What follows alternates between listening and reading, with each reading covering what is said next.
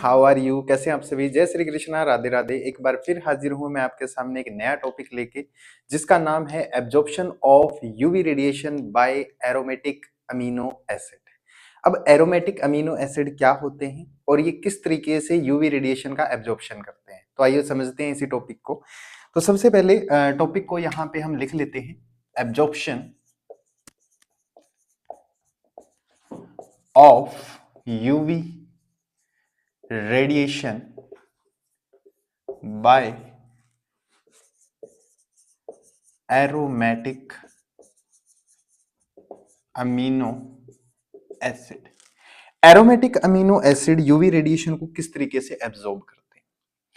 अब अगर बात की जाए एरोमेटिक अमीनो एसिड की, अगर मैं एरोमेटिक बोल रहा हूं तो ऐसे अमीनो एसिड जिनके पास रिंग स्ट्रक्चर होता है। एरोमेटिक अमीनो एसिड वो अमीनो एसिड होते हैं जिनके पास रिंग स्ट्रक्चर होता है, जिनके पास रिंग होती है।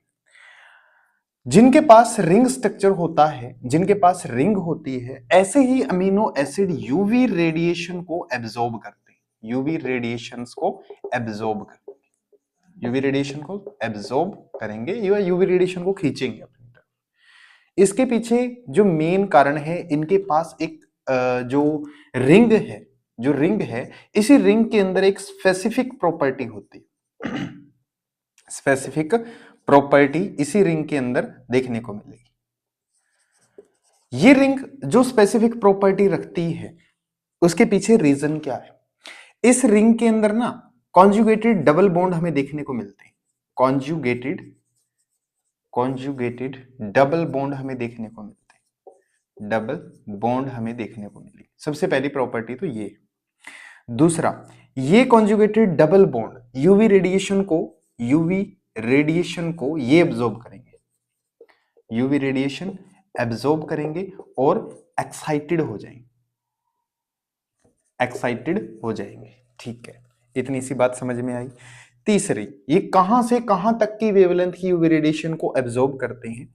तो अगर हम देखें, ये 200 से 300 नैनोमीटर की यूवी रेडिएशन को एब्जॉर्ब करते हैं। 200 से 300 नैनोमीटर की यूवी रेडिएशन को एब्जॉर्ब करते हैं। देन आगे अगर थोड़ा सा आगे चलें तो हम समझे, यहां पे यूवी रेडिएशन की अगर हम बात कर रहे हैं तो कौन कौन से अमीनो एसिड ऐसे होंगे जो यूवी रेडिएशन को एब्जॉर्ब करेंगे? कौन कौन से अमीनो एसिड ऐसे हो सकते हैं जो यहाँ की यूवी रेडिएशन को एब्जॉर्ब कर सकते हैं? तो अमीनो एसिड का डिस्कशन करें तो जो अमीनो एसिड आते हैं जिनके पास ये रिंग स्ट्रक्चर होता है, वो अमीनो एसिड हमारे पास जो है मेनली कौन कौन से होंगे? मैं थोड़ा कलरफुल मार्कर से इसको लिख देता हूं। सबसे पहला अगर बात करूं मैं यहां पे ट्रिप्टोफैन, एक तो ये अमीनो एसिड हो सकता है। दूसरा है टायरोसिन,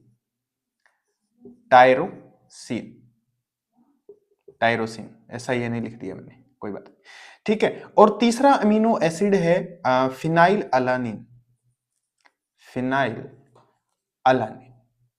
जिसके अंदर अगर हम देखें, जो ट्रिप्टोफैन है ना, ये बहुत ज्यादा, यानी कि यूवी रेडिएशन को सबसे ज्यादा एब्जॉर्ब करने वाला अगर कोई है तो ट्रिप्टोफैन है। उसके बाद टायरोसिन आ जाएगा और सबसे कम करेगा वो कौन करेगा? फिनाइल अलानिन करेगा। रेंज कितनी होगी? यूवी रेडिएशन को एब्जॉर्ब करने की कुछ रेंज होगी। वो रेंज कितनी हो सकती है? लगभग इसकी मैं अगर बात करूं ट्रिप्टोफैन की, तो ये 280 नैनोमीटर की वेवलेंथ को एब्जॉर्ब कर लेगा, 280 नैनोमीटर तक। ठीक है, कम ये भी नहीं है भाई, ये भी 277 नैनोमीटर तक की वेवलेंथ को एब्जॉर्ब कर लेगा, ये भी कम नहीं। फिनाइल अलानिन की बात की जाए तो ये 257.4 नैनोमीटर की वेवलेंथ को एब्जॉर्ब करेगा, ये एब्जॉर्ब कर लेगा। तो यहां से हमें पता लगा कि जो एब्जॉर्प्शन है यूवी रेडिएशन का, वो मेनली किसके ऊपर डिपेंड रहता है? Ring structure of amino acid के ऊपर डिपेंड रहता है। और ring structure of amino acid हमारे पास कौन कौन से देखने को मिलते हैं? ट्रिप्टोफैन देखने को मिलता है, 280 नैनोमीटर पर है।